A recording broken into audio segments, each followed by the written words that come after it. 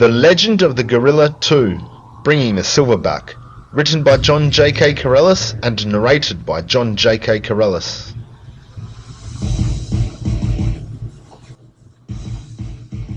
Preface. The book had taken its course. A spell was being cast.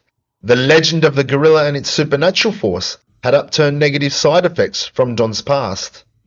He had found himself more impressive than before. Don was now immortal, but alone as he thought he was, would he ever last? Introduction. Don had intentionally altered the state of life on Earth to protect himself from ghosts of his past. He had dreams of monstrous dimensions and didn't need nor want bad spirits bringing him down. He had to end them once and for all, but the only way to do that was to enter your world and fight fantastically.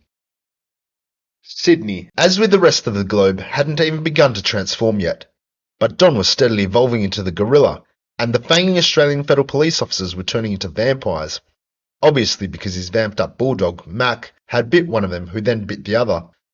Don didn't see the second bit, as he was busy staring into the demonic fiery eyes of Abula, just as his guest entered the scenic Aussie setting. This time, I was composing from a different angle. Chapter 1. Rocking Shockwaves.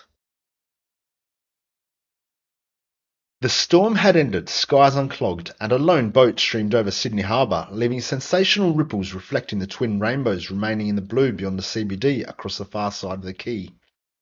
To the distant left, the Opera House made a mark with its tangle of sails, whilst a solitary rook perched on one leg above the outlooking mast cawed, "Caw!" He had the sharpest pale bare beak one could ever gauge. An airborne charred white journal paper pinned to a rose stem fluttered around the GBT, with Wildcat's ghost creating the breeze, bypassing a vacant Brakefield Park to the west and the Sydney Harbour Bridge above that. Babula was glowering at them through the driver's side window as Mac yelped, "Help!" The American bulldog's eyes were still bloodshot, and Don trembled as he struggled to cautiously turn the truck key with his power-filled right mitt, next to his ghost granddad, Harry. Backing up to park was a newish bright yellow three-seater ute with a spiky-haired blonde guy in the driver's chair, a blonde and a light brunette-locked female next to her in the passenger's wear. One of the guy's blue eyes was crossed.